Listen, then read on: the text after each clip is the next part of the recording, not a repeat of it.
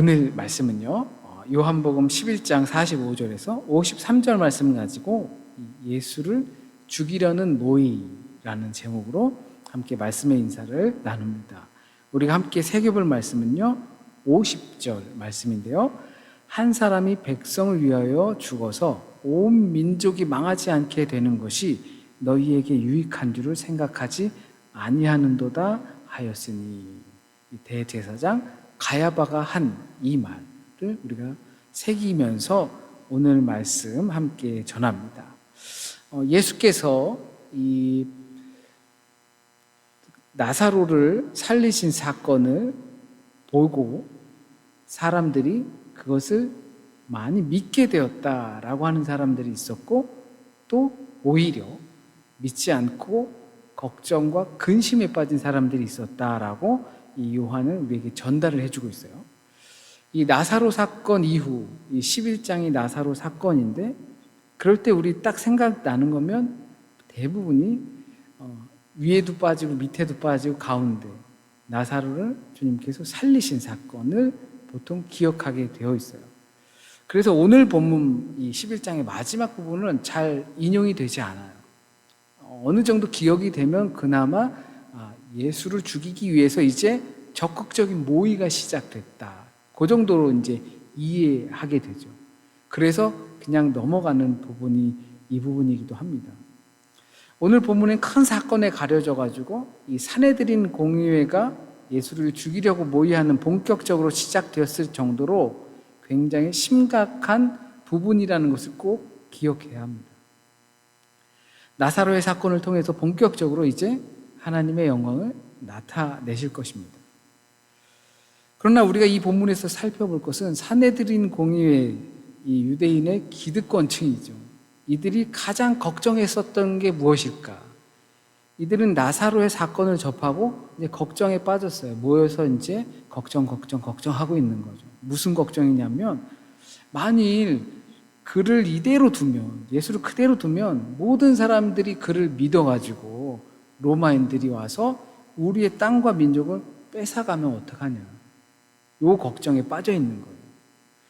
이것이 나사로 사건을 접한 유대인의 지도층들이 하는 걱정입니다.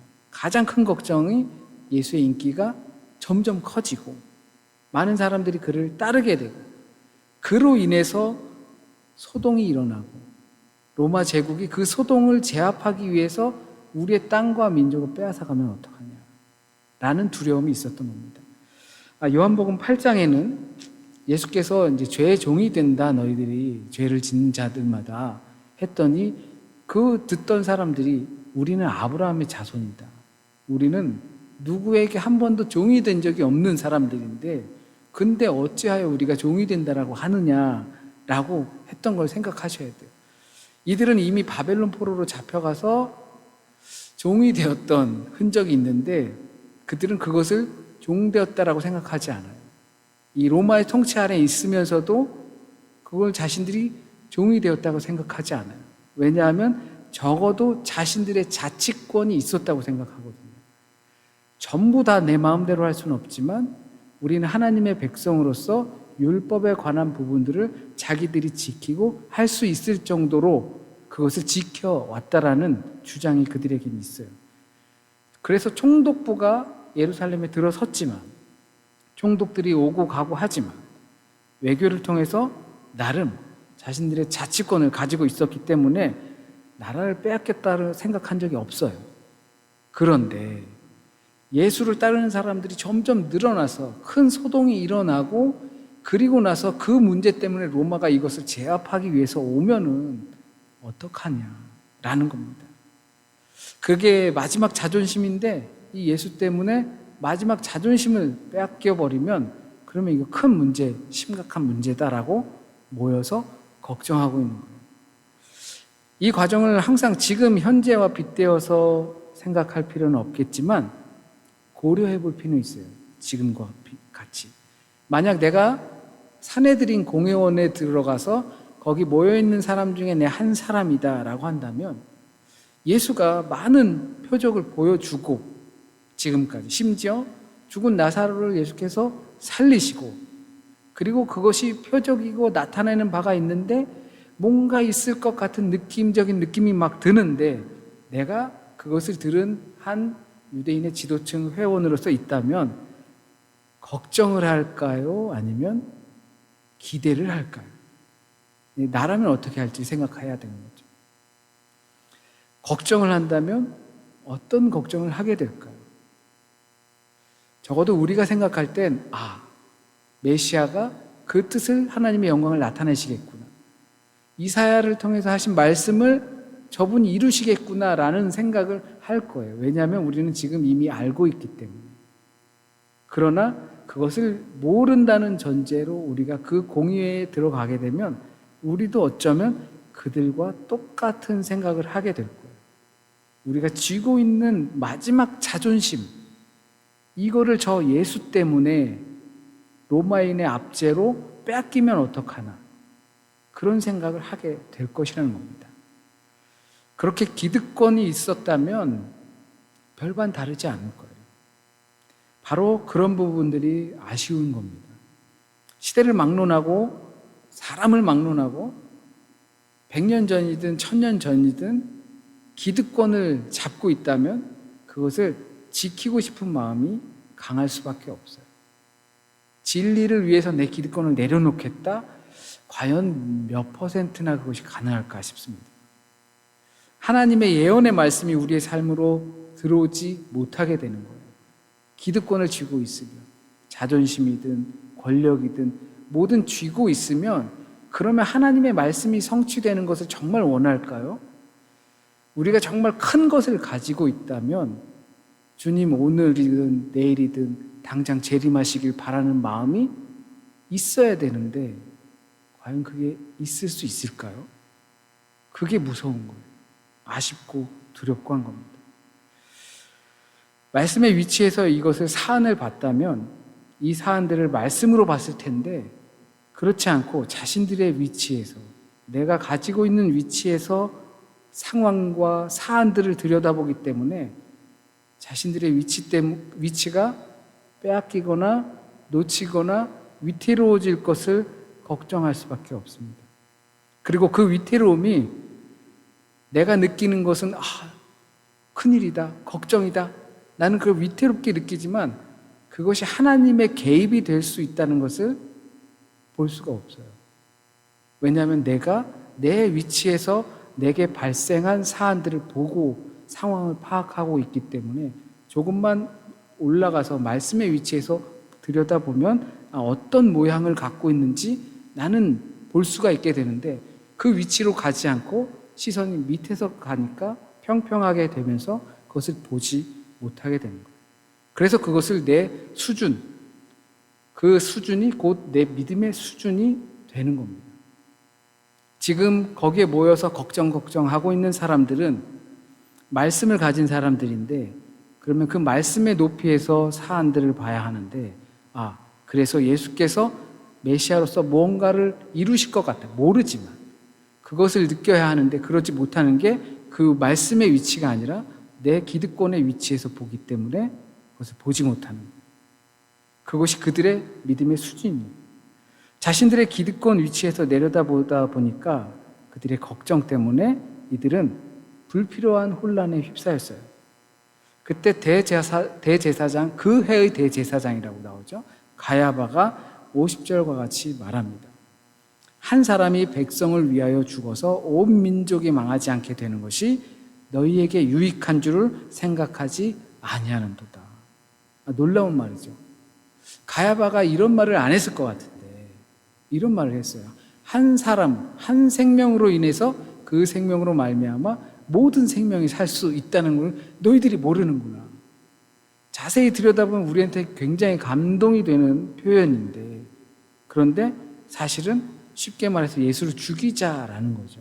그 뒤에 일어날 일들을 진짜 결과에 대해서는 나는 모르겠고 이렇게 답답해. 뭐 그렇게 모여서 걱정을 하고 있어. 그 사람을 어떻게든 해서 제거를 하면 되잖아. 그러면 우리가 걱정하는 것들이 예수 때문에 걱정하는 거라면 예수를 치우면 되지. 자, 이게 바로 자신의 위치에서 사안을 바라보는 사람들의 기도이고 신앙이에요. 우리에게 기도할 때 문제가 발생했어요. 어려움이 생겼어요. 그렇게 되면 우리 기도할 때 그거를 주님 치워주세요 라고 기도를 많이 하고 해요. 너무 힘드니까. 당연히 그렇죠. 앞에 있는 게 내가 앞이 안 보여요. 치워주세요. 이게 가야바의 기도예요. 그리고 가야바의 생각이고, 내가 만약에 그런 상황에 처했을 때 내가 가야바 같이 기도할 수 있었구나 라고 떠올리시면 좋겠어요. 당연히 문제 해결되면 좋죠. 치웠으면 좋겠고. 그런데 자칫 잘못하면 우리도 가야바처럼 될 수 있다라는 거예요. 예수 때문에 우리에게 문제가 생긴다고 걱정하지 말고 그를 제거하면 된다는 그런 생각이 우리에게 있을 수도 있다는 겁니다. 자신의 위치를 지키려는 자의 선택인 거예요.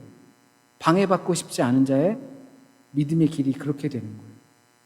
자신의 위치가 아니고 말씀의 위치로 조금만 올라서기만 하면 그 보이는 것들을 자신의 위치를 지키려다 보니까, 이 위치를 지키려다 보니까 앞이 잘 안 보여서 제거하는 게 더 좋다 여기는 겁니다.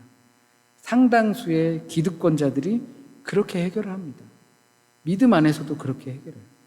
그러나 믿음의 사람들은 정말로 그렇게 해결할 수 없어요. 방해가 된다고 치워버리는 것이 아니라 내가 한 단계 성장하길 바라는 게 믿음의 사람들입니다. 그런데 이 요한복음 기자는 이 가야바 대사장의 이 표현, 한 사람으로 인해서 모든 사람이 살 수 있는 방법이 있다. 그를 제거하자. 이 발언에 대해서 놀라운 신학적 의미, 하나님의 섭리가 있다라고 표현을 해요. 51절에서 52절에 이 말은 자기 스스로 한 것이 아니요 그 해의 대제사장이므로 예수께서 그 민족을 위하시고 또 그 민족만 위할 뿐 아니라 흩어진 하나님의 자녀들을 모아 하나가 되게 하기 위하여 죽으실 것을, 그 사실, 하나님의 섭리, 하나님의 계획하심, 구원하심을 미리 그가 말하게 하였다는 거예요. 가야바는 알아요, 몰라요? 몰라요. 그는 모르지만 내게 좋은 아이디어가 있어. 이거는 굉장한 아이디어야.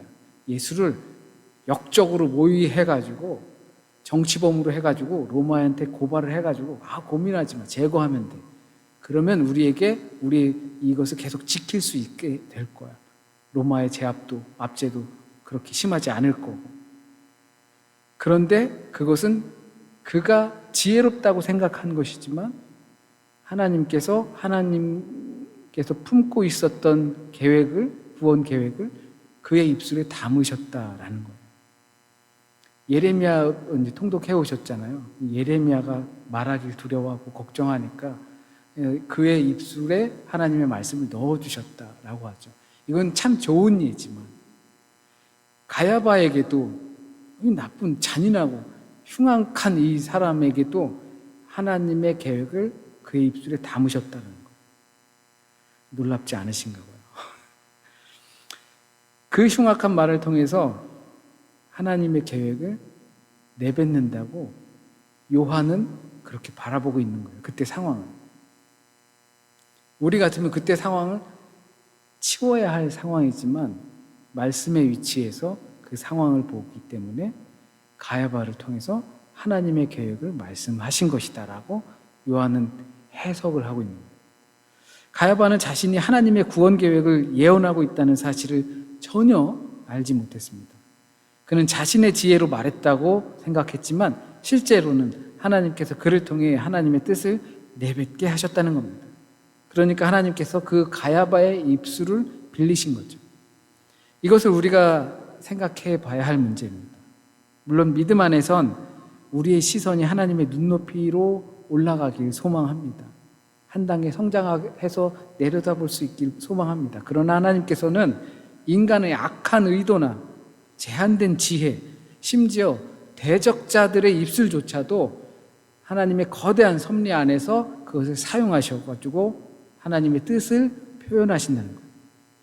그렇다고 해서 우리가 아무 생각 없이 누군가를 다시금 십자가에 달아도 된다는 이야기는 아니에요. 하나님께서 나의 악한 말도 선하게 사용하셔서 하나님의 뜻을 이루신다. 그러니까 나는 막말해도 돼. 뭐 선하게 사용하시겠지. 그런 게 아니잖아요. 그죠? 이것은 가야바를 긍정적으로 보는 것이 아니라 하나님께서 모든 불의를 이용하셔서 선의로 나타내신다는 것을 이해해야 합니다. 나를 정당화하라는 것이 아니라 하나님의 선의를 희망하는 거예요.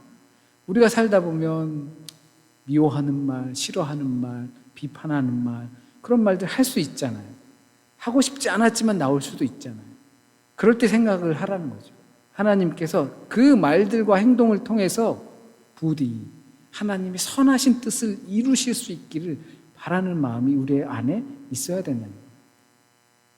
죽이고 망가뜨리고 상처 주는 것들이 나올 수가 있을 텐데 부디 그것이 선하게 되어지기를 바라는 거죠. 요한복음을 통해 우리는 여러 차례 반복해서 사람들이 모른다는 이야기를 들었습니다. 우리가 주님을 알아보지 못하는 것은 온통 어둠 속에 있기 때문에 우리가 주님을 알아보지 못해요. 그래서 주님은 빛으로 오셨고 죽어있는 우리를 위해 생명으로 오셔서 하나님의 생명에 연결시켜 주십니다. 우리가 하는 모든 행위나 말들이 우리가 생각할 때는 무언가를 알아서 그렇게 하는 것처럼 착각할 수 있지만 실상은 모르는 겁니다. 모르는 상태로 있는 거예요. 마치 가야바처럼. 가야바는 자기가 알고서 하는 것 같지만 그러나 실상은 그가 무슨 말을 하는지 모르는 거예요. 가룟 유다가 예수를 자기의 생각에 알맞게 팔아치운 것 같지만 실상은 그가 한 행동이 무엇인지 모르는 것과 같아요. 우리는 모르는 게 맞아요. 과연 어떤 일이 일어날지, 어떤 결과를 가져올지 몰라요. 아는 것 같지만 그것은 아는 게 아닙니다. 그리고 더 깊이 알 수도 없고요. 우리가 알면 기껏해야 보이는 사안, 내 위치에서의 보는 시선이에요. 우리가 모르는 부분은 그 위에서 볼 때 내 눈에서는 안 보이는 것들입니다. 우리가 모르는 부분, 하나님의 자녀를 하나로 만드는 일을 모의하고 있다라는 거예요. 그렇다면 우리는 모를 수밖에 없습니다. 우리가 안다고 할 때 우리가 어떤 것을 계획해서 아무리 잘 돼도 그것 이상은 되지 못해요. 내가 알아. 그래서 계획했어. 그래서 그것을 성취했어. 그러면 고작 그 정도밖에라는 거예요.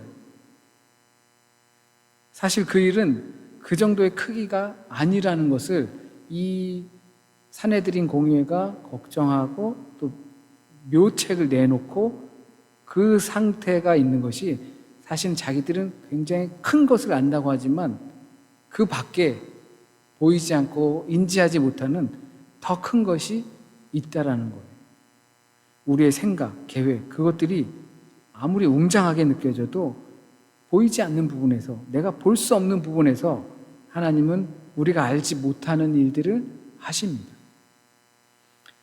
아니, 조금 더 생각해 보면 그 비열한 인간의 행위를 통해서 하나님은 일하시고 내가 얼마나 지혜롭냐고 자랑하던 것을 창피하고 부끄럽게 만드십니다. 이 사실을 안다면 겸손히 하나님의 크신 계획 앞에 우리는 조용히 설 수밖에 없을 겁니다. 내가 아는 것을 말하기보다 모른다는 것에 더 큰 은혜를 받게 됩니다. 아는 것이 많은 것보다 모르는 것이 더 많은 은혜를 경험하게 되는 겁니다. 우린 걱정하지 않고 살 수 없습니다. 걱정하면서 살 수밖에 없는 것이 인간입니다. 그래야 또 성장도 해나가는 거예요. 그 문제를 어떻게 해결해 나가느냐에 따라 우리는 그 걱정을 통해서, 문제를 통해서, 과제를 통해서 성장해 나갑니다. 그래서 그 걱정의 수준, 상황을 보는 시선의 위치에 따라 걱정, 곧 믿음의 수준도 달라집니다. 그러나 그 위치는 계속 주님의 시선으로 올라가야 합니다. 그러려면 그 걱정의 순간들이 우리 앞에 계속 나타나야 하는 거죠. 그게 계단과도 같아요. 걱정이라는 계단을 밟고 하나씩 올라가야지, 그래야지 성장하고 주님께로 더 가까이 가는데, 그 걱정이라는 계단을 쑥 사다리를 치워버리면, 불편에 치워버리면 아픈 트일지 몰라도 올라갈 수 없는 것입니다. 그렇다고 그것이 온전한 것은 아닙니다. 틈새마다 있는 우리의 연약함과 불완전한 모습이 눈앞에 보입니다.